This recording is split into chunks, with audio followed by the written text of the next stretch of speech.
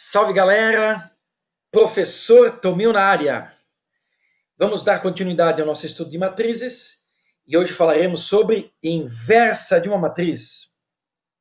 Vamos nessa. Qual a definição, qual o conceito de matriz inversa? Imagine que nós temos uma matriz quadrada de qualquer ordem, certo? Nós vamos definir como a inversa dessa matriz, se a gente chamou de A, vai ser inversa de A, por essa notação que está aqui, ó. Ok? Que é uma notação já usada para números reais. E assim ela vai ser definida. Uma matriz qualquer, quadrada, multiplicada pela sua inversa, vai resultar na matriz identidade, de mesma ordem.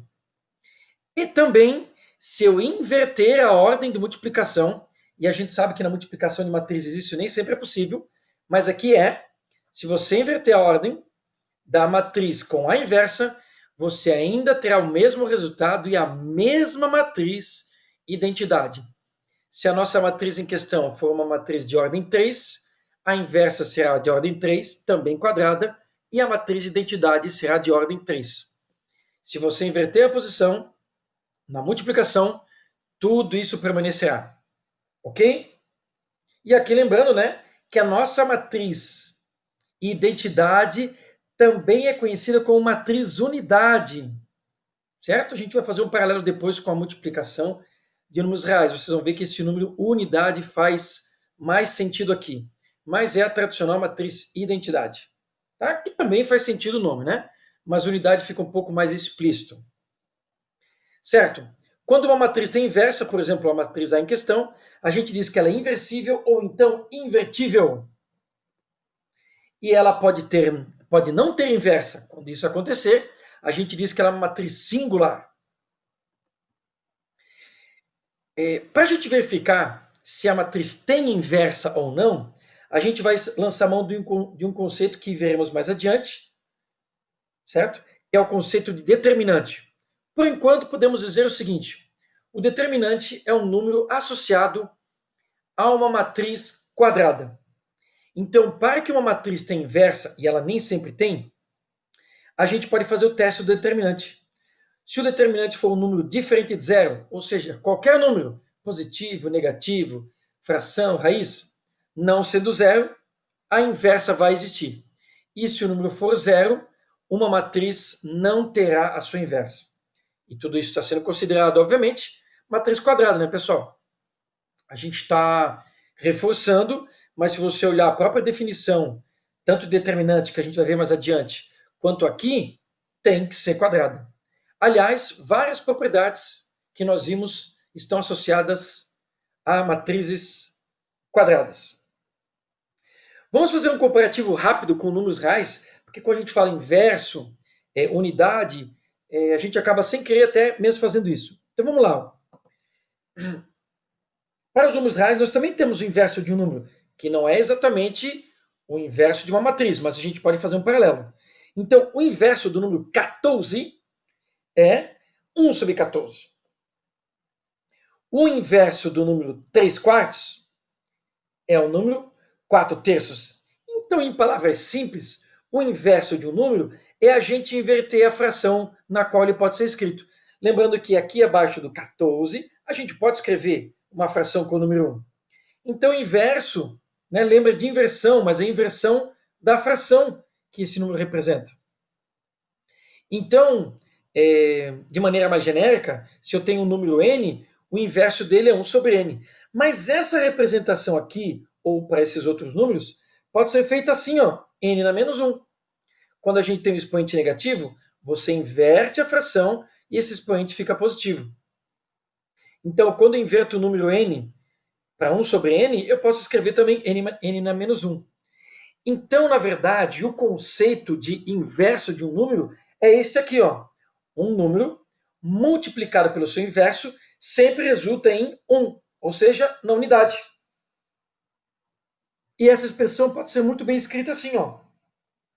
Um número real multiplicado pelo seu inverso gera unidade. Sempre vejam só a similaridade dessa expressão com a que temos aqui de matriz inversa. Na matriz inversa a gente pode inverter as ordens e aqui nos números reais também. Lembrando que a multiplicação de matrizes nem sempre pode ser invertida quando se busca o mesmo resultado.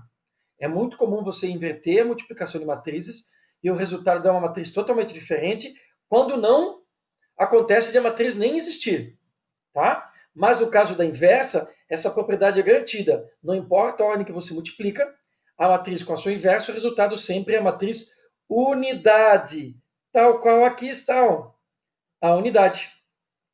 Ok? Então esse paralelo ajuda a fixar bem esse conceito, tá? Um detalhe importante que a gente pode comentar dos números reais, tem um número real que não tem inverso.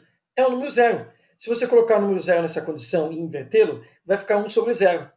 E a divisão por zero não gera um número real.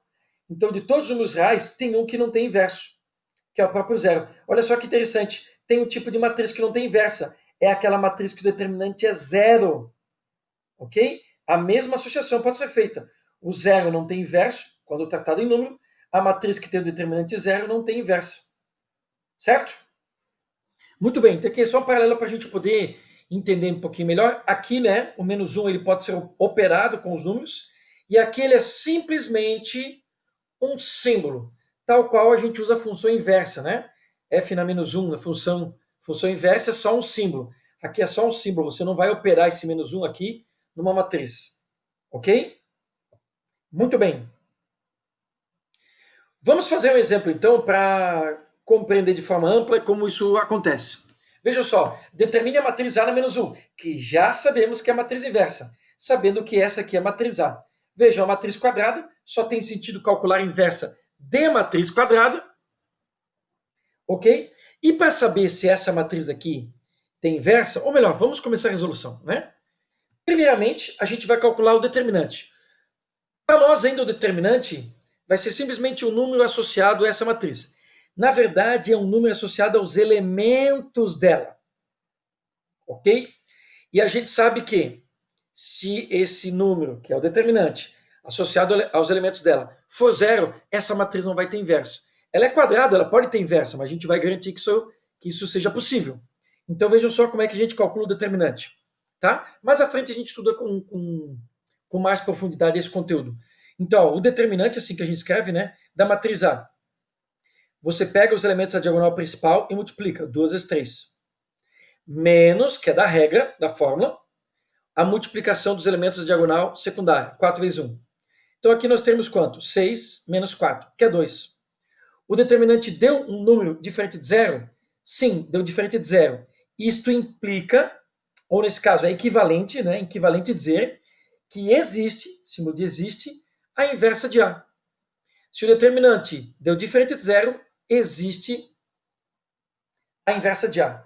Tá? E essa flechinha dupla aqui significa que essa sentença aqui ela tem lógica no sentido contrário, trás para frente. Se existe a inversa de uma matriz, então isso é equivalente a dizer que o determinante da matriz original é diferente de zero. Tá? Isso aqui é só um testezinho que a gente faz, porque pode acontecer de uma matriz não ter a sua inversa. Ok, a gente sabe que essa matriz tem inversa, então vamos lá. Vejam só, peguei a definição de matriz. A matriz A em questão, vezes a sua inversa, vai dar a matriz de identidade. Aqui eu já coloquei 2, porque a nossa matriz A é de ordem 2. Se fosse de ordem 3, o procedimento seria idêntico, só que aqui eu colocaria um 3.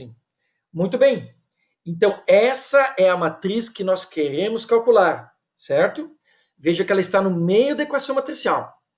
Olhem só, aqui está a matriz A dada no problema. A matriz inversa de A está desconhecida, a gente quer determiná-la. E aqui está a matriz de identidade. Diagonal principal 1, demais elementos 0. Para poder calcular, para poder encontrar essa matriz, a gente precisa calcular os seus elementos. Então a gente vai colocar letrinhas para cada um deles, certo? Poderia colocar A11, A12, A21, A22? Poderia, mas é muito ruim, né? Trabalhar as equações com esses númerozinhos com índices. Então a gente prefere escolher algumas letrinhas. Não repita uma letra, senão o procedimento não vai funcionar. As letras devem ser diferentes. Certo? Então vamos para o procedimento, vejam só. A multiplicação dessas duas matrizes, obviamente, vai gerar uma matriz 2 por 2, porque temos uma igualdade aqui.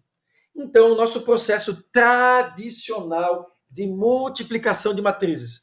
Qual esse elemento aqui? É o elemento de linha 1, coluna 1. Então vamos aqui, vou dar a canetinha. Linha 1, coluna 1. Então, ó, a primeira matriz a gente pega a linha 1 e coluna 1. Como é que faz a multiplicação? O primeiro com o primeiro, o segundo com o segundo. Então, 2 vezes A mais 1 VC. Aí está, ó, 2 vezes A mais 1 VC, que fica C, colocamos direto. Agora esse aqui, ó, linha 2, vejam só, linha 1, estamos na primeira linha, igual a linha do caderno, segunda coluna. Então, ó, ainda linha 1, agora aqui, ó, a segunda coluna. O primeiro multiplica o primeiro e o segundo multiplica o segundo. Então, 2 vezes B, 2B, mais 1 vezes D, D. Lembrando que a multiplicação de matriz é linha por coluna, elemento com elemento, e você vai somando os resultados. Ok?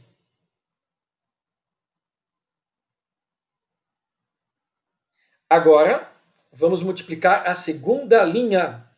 Vejam que a segunda linha não foi feita ainda. Então, aqui é a primeira coluna. Então, eu vou usar a segunda linha com a primeira coluna. 4 vezes A mais 3VC. Aí está. Agora, segunda linha, segunda coluna. Segunda linha, segunda coluna. 4 vezes B mais 3D. 4 vezes B mais 3D. Aí está. Está feita a multiplicação. Vejam só, nós temos aqui, ó, duas matrizes e uma igualdade. Quando que duas matrizes são iguais? Quando o primeiro elemento dessa é igual ao primeiro elemento dessa, claro, primeira linha, primeira coluna. E agora nós vamos fazer a comparação com esse cara aqui, ó. Com o da segunda linha, obviamente vai ser igual àquela lá, porque duas matrizes iguais, elas devem ter os mesmos elementos nas mesmas posições correspondentes. Isso já leva a crer que elas têm a mesma ordem. Por que eu escolhi a comparação de baixo? Que vejam que a gente tem a mesma letra, ó, mesma variável, A e C, A e C. E isso aqui gera o quê? Gera um sisteminha, porque eu quero descobrir o valor de A e C, eu tenho duas equações. Aqui está o sisteminha associado a esta parte. E também faremos a comparação. Esse termo com esse termo e esse termo com esse termo. Os elementos que estão na mesma posição. E como agora tenho B e D, temos um outro sisteminha. Certo? Bom, pessoal, não é o objetivo da aula aqui. A gente vai resolver meio que direto esses dois sistemas, considerando que você já tem uma certa desenvoltura para resolver sisteminhas como esse, ok? Mas, importante que você pegue esse exemplo, resolva passo a passo e veja se você encontra o resultado que está aqui, porque aí você sente mais segurança na resolução desses sisteminhas que aqui estão, certo? Então, resolvendo esse sistema, nós teremos esse valor de A e esse valor de C, e resolvendo esse sistema, teremos o valor de B e D.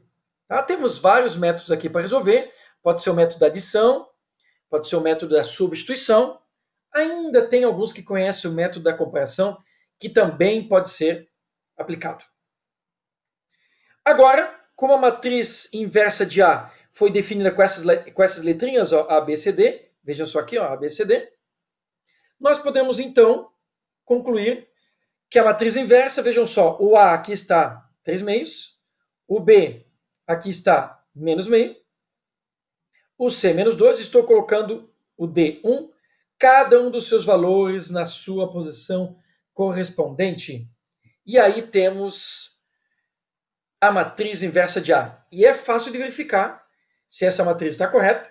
Basta você colocar ela aqui nesse local, executar as multiplicações e vai ser relativamente fácil, porque a gente sabe que as respostas serão essas, ó, tá? Apesar de ter fração aqui, o que é muito comum ter fração na matriz inversa, certo?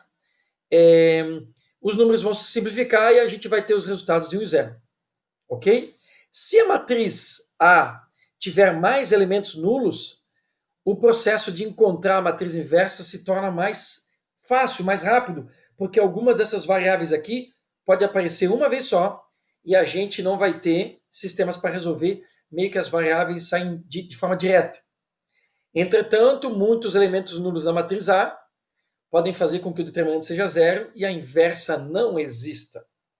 Certo? Encerramos essa primeira parte da aula e finalizaremos esse conteúdo no vídeo seguinte.